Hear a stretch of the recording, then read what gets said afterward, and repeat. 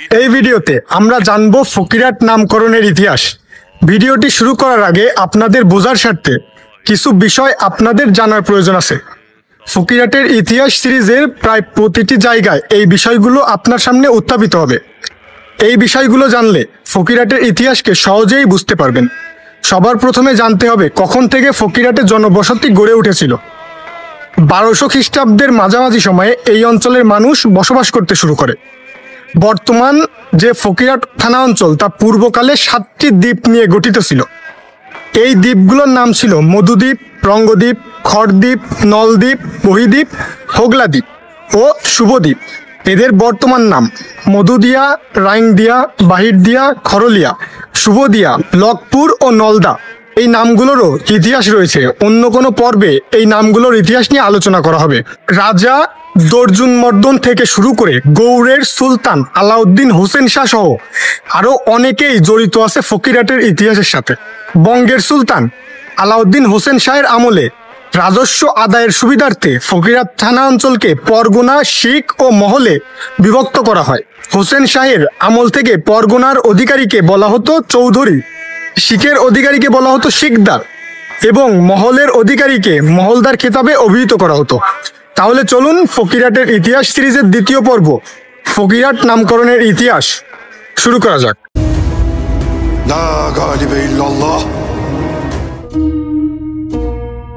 এই ফকিরহাট নাম কোন যুগে, কখন এবং কিসের পরিপ্রেক্ষিতে হয়েছিল তার সঠিক তথ্য উদ্ঘাটন করা কষ্টসাধ্য ব্যাপার।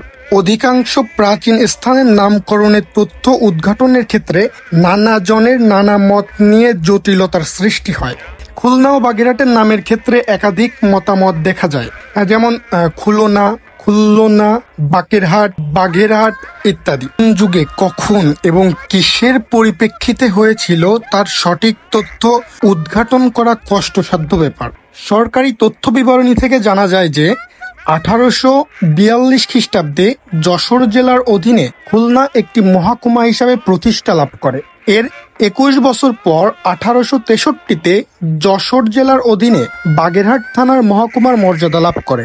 এরও 6 বছর পর 1869 খ্রিস্টাব্দে 17 জুন তারিখে বাগেরহাট মহকুমা সদর থেকে উত্তর দিকে 12 মাইল দূরত্বে ফকিরহাট নামে একটি থানা প্রতিষ্ঠিত হয়। এই থানা কার্যালয়ে যে গ্রামের মধ্যে প্রতিষ্ঠিত হয় তার নাম আটটাকা।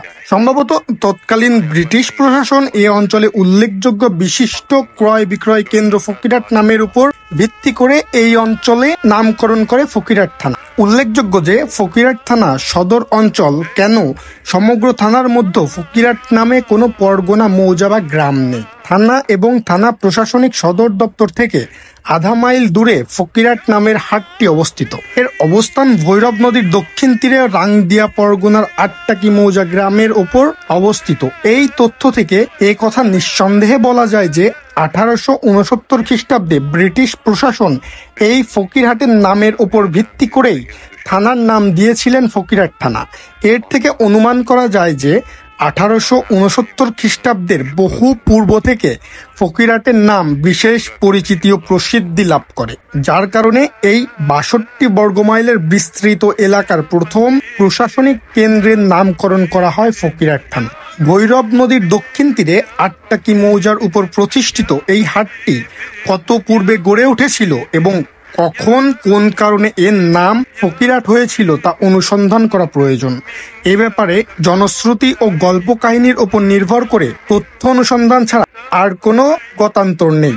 এ অঞ্চলের বিজ্ঞ প্রবীণ লোক মাত্রই বলেন যে এখানে এক সংসার বিরাগী মুসলিম ধর্ম সাধকের আগমন ঘটে। এই প্রকৃতির সাধকদের ফকির বলা হয়। এই ফকির বর্তমান থানা প্রশাসন ও স্বাস্থ্য কেন্দ্রের উত্তরে একটি বৃহৎ বটগাছের নিচে আস্তানা স্থাপন করেন। অলৌকিক ঐশ্বরিক ক্ষমতার অধিকারী ছিলেন এই সাধক পুরুষ। তিনি ইসলাম ধর্মের বাণী ও মর্মকথা শুনিয়ে অন্য ধর্মের লোকদের ইসলাম ধর্মের প্রতি আকৃষ্ট করে তাদের ধর্মান্তরিত করতে থাকেন। অনেক অলৌকিক ক্ষমতার অধিকারী ছিলেন তিনি। এক ফুয়ে দুরারোগ্য ব্যাধি নিরাময়, দোয়ায় দরিদ্রতা দূর, দুঃখ কষ্টের লাঘব, উচ্চ নিচ ভেদাভেদ, তার আন্তরিক ব্যবহার ইত্যাদির কারণে অল্প সময়ের মধ্যে দলে দলে মানুষ আসতে থাকে তার আস্তানায়। প্রতিদিন বিপুল সংখ্যক লোকের সমাগম হবার কারণে আস্তে আস্তে দোকানপাট বসতে থাকে। কালক্রমে তা প্রসার লাভ করতে করতে একসময় রূপান্তরিত হয় হাট বাজারে। যেহেতু ফকিরের আস্তানাকে কেন্দ্র করে গড়ে উঠেছিল এই ক্রয় বিক্রয় কেন্দ্র, সেজন্য মুখে মুখে এর নাম হয় ফকিরহাট। পরবর্তীকালে তা ফকিরহাট নামে প্রতিষ্ঠা লাভ করে। এই ফকিরের নাম এবং পরিচয় সম্পর্কেও একটি মাত্র কাহিনী এ অঞ্চলে প্রচলিত। এই ফকিরের নাম মঙ্গল। তার জন্ম ফকিরহাট থানা সংলগ্ন আটটাকা গ্রামে। মঙ্গল দরিদ্র ছিলেন। তিনি এবং এ অঞ্চলের আরো লোক সুন্দরবন থেকে কাঠ, গোলপাতা, মধু ইত্যাদি সংগ্রহ এবং বিক্রি করেই সংসার চালাতেন। ফকিরহাট থেকে এখন সুন্দরবন যত দূর তখন তত দূর ছিল না। জানা যায় তখন ফকিরহাট থানার দক্ষিণ প্রান্ত অঞ্চলে বাধা ছিল। মঙ্গল একবার সুন্দরবনে গিয়ে গভীর অরণ্যে সঙ্গী সাথীদের থেকে বিচ্ছিন্ন হয়ে যান। সঙ্গীরা তাকে খুঁজে না পেয়ে মনে করেন যে তাকে বাঘে খেয়ে ফেলেছে। এদিকে মঙ্গল জঙ্গল হতে বের হবার কোনো পথ খুঁজে না পেয়ে একসময় ভাবলেন, হিংস্র প্রাণীপূর্ণ এই অরণ্যে এক সৃষ্টিকর্তার রহমত ছাড়া তার বেঁচে থাকার আর কোনো উপায় নেই। তিনি এক বিশাল বৃক্ষে চড়ে রাত দিন কায়মনে সৃষ্টিকর্তাকে ডাকতে থাকেন। একসময় আল্লাহর রহমত নাজিল হয় মঙ্গলের উপর। অনেক অলৌকিক ক্ষমতার অধিকারী হলেন তিনি। বনের বাঘ তার নির্দেশ পালন করে, সকল প্রাণী নির্ভয়ে তার আশ্রয়ে বাস করে, পাখি বানর তার আহার যোগায়। অনেক কাল এইভাবেই জঙ্গলের মধ্যে অতিবাহিত করার পর এক সময় গায়েবী নির্দেশে তিনি পশ্চিম দিকে যাত্রা করেন। হাঁটতে হাঁটতে এক সময় তিনি অপরিচিত লোকালয়ে প্রবেশ করেন। এরপর ক্রমাগত পথ চলতে চলতে এক সময় তিনি দিল্লির নিকটবর্তী কোনো এক আউলিয়া বা পীরের নিকট যেয়ে তার শিষ্যত্ব গ্রহণ করেন এবং পীরের নিকট কামেলিয়াতি প্রাপ্ত হন। কামেলিয়াতি প্রাপ্ত হওয়ার পর তাকে নিজ এলাকায় যে ধর্ম প্রচারের নির্দেশ দেন। অতঃপর তিনি নিজ এলাকায় এসে পরিচয় গোপন রেখে তার বাড়ি থেকে কিছু দূরে একটি বৃহৎ বটগাছের নিচে আস্তানা স্থাপন করে ধর্ম প্রচারে ব্যাপৃত থাকেন। স্বল্প সময়ের মধ্যে তার আস্তানাকে ঘিরে সমাগম হতে থাকে প্রচুর জনগণের, যার প্রায় সবই হিন্দু অথবা বৌদ্ধ ধর্মাবলম্বী। ফকিরের অলৌকিক আচরণ ও অলৌকিক আকর্ষণে দলে দলে লোক তার নিকট ইসলাম গ্রহণে দীক্ষা নিতে আরম্ভ করে। ফকিরের আগমন, অবস্থান এবং ধর্মান্তকরণ কার্যকলাপে সংখ্যাগরিষ্ঠ হিন্দু সম্প্রদায়কে চিন্তিত ও শঙ্কিত করে তোলে। হিন্দু ধর্ম বিলাপের আশঙ্কায় তারা ফকিরকে বিতাড়িত করার চেষ্টা করে। বারবার শক্তি ও বল প্রয়োগ করেও তারা ফকিরকে বিতাড়িত করতে পারেন না তার অলৌকিক ক্ষমতার কারণে। ফকিরের সম্বল ছিল মাত্র একখানা বাঁকা লাঠি আর দুটি বিড়াল। প্রয়োজনে লাঠি সাফ হয়ে যায় এবং বিড়াল বাঘ হয়ে দুশ্মনদের আক্রমণ করত। শেষে তারা শরণাপন্ন হলো স্থানীয় প্রভাবশালী জমিদারের নিকট। জমিদার তার পাইক পেয়াদা লাঠিয়াল বড়কান্দাজ নিয়ে ফকিরকে আক্রমণ করে। ফকিরের মুসলিম শিষ্যরা তার পক্ষে লড়াই করে। লড়াইয়ের উভয় পক্ষের লোকজন হতাহত হয় অনেক।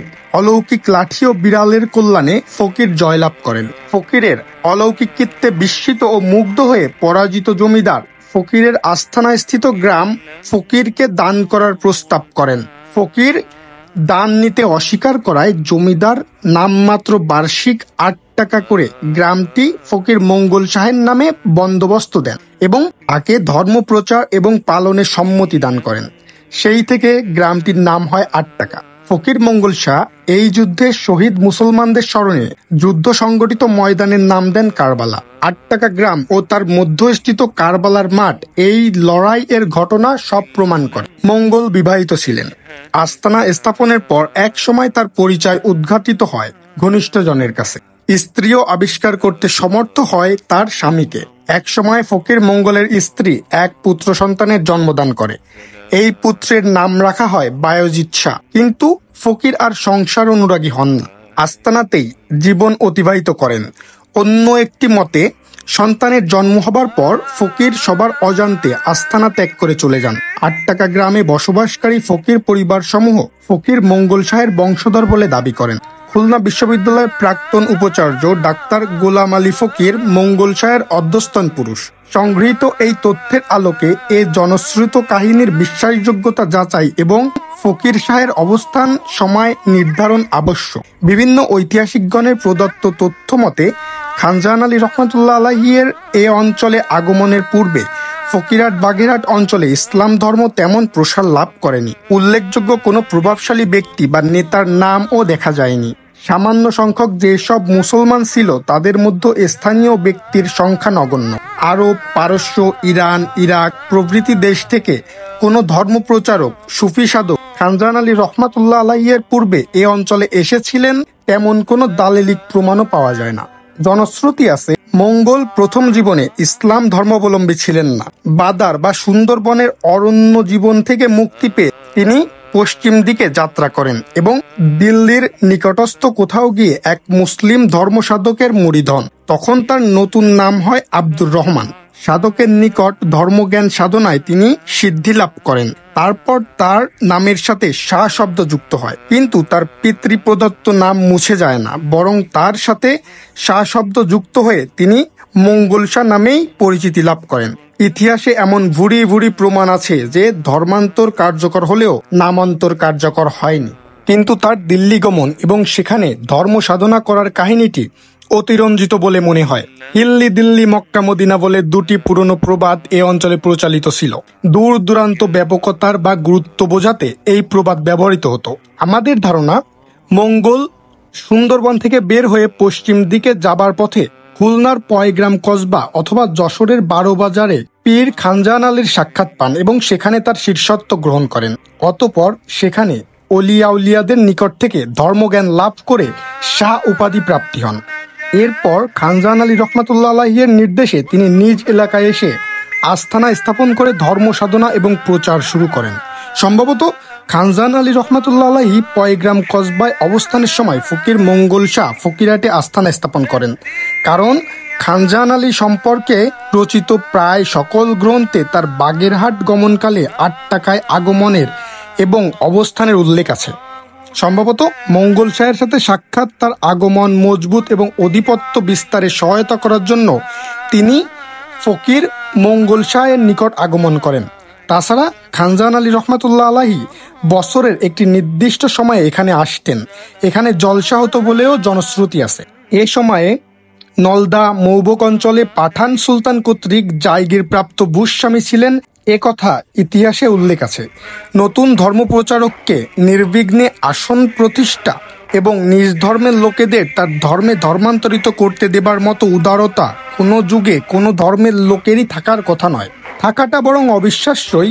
সেই অর্থে ফকির মঙ্গল শাহের সাথে স্থানীয় ভূস্বামী হোক ছোট হোক বড় লড়াই হয়েছিল এবং তাতে কিছু নব্য মুসলমান নিহত হয়েছিল, যার ফলে স্থানটির নামকরণ করা হয় কারবালা এবং গ্রামের নাম 8 টাকা জমিদারের নামমাত্র খাজনা ধার্যের সত্যতা প্রমাণ করে। খানজাহান আলী রহমাতুল্লাহ আলাইহি বাগেরহাট যাত্রাপথে রাইনদিয়ার যে স্থানটিতে স্বল্পকাল অবস্থান করেছিলেন বলে পূর্বে বিবরণ দেওয়া হয়েছে, 8 টাকা গ্রাম ও কারবালা মাঠ সে স্থান থেকে 1 কিলোমিটার পূর্বে। তার 8 টাকা আগমন এবং রাংদিয়া অবস্থানের উদ্দেশ্য ছিল ফকিরহাটে মঙ্গল শাহের অবস্থান সুদৃঢ় করে তার উপর ফকিরহাটে ইসলাম প্রচারের দায়িত্ব অর্পণ করা। এ কাজ সমাধান করার পর তিনি বাগেরহাটের পথে যাত্রা করেন। স্থানীয় প্রবীণ ব্যক্তিবর্গ ছাড়া ফকির মঙ্গল শাহের অধ্যস্তন পুরুষ বলে কথিত খুলনা বিশ্ববিদ্যালয়ের মাননীয় উপাচার্য প্রফেসর ডাক্তার গোলাম আলী ফকির অনেক মূল্যবান তথ্য সরবরাহ করেছিলেন ফকির মঙ্গল শাহের পক্ষে এবং তিনি মঙ্গল শাহের কয়েকজন উত্তর পুরুষের নাম সরবরাহ করেছিলেন। এরা হলেন পর্যায়ক্রমে বায়জিৎ শাহ, মারুফ শাহ, অসুর শাহ, চাঁদ শাহ, নাজিম শাহ, কাজিম শাহ ও জুম্মন শাহ। এই ছিল ফকিরহাট নামকরণের ইতিহাস। ভিডিওটি ভালো লাগলে সাবস্ক্রাইব করুন এবং বন্ধুদের সাথে শেয়ার করবেন। ফকিরহাটের ইতিহাস সিরিজের 3য় পর্বে চন্দ্রদ্বীপ রাজ্য ও রাজা দুর্জনমর্দন দেবের ইতিহাস সম্পর্কে জানাবো। Atımızla ezilecek bağlar için Bismillah.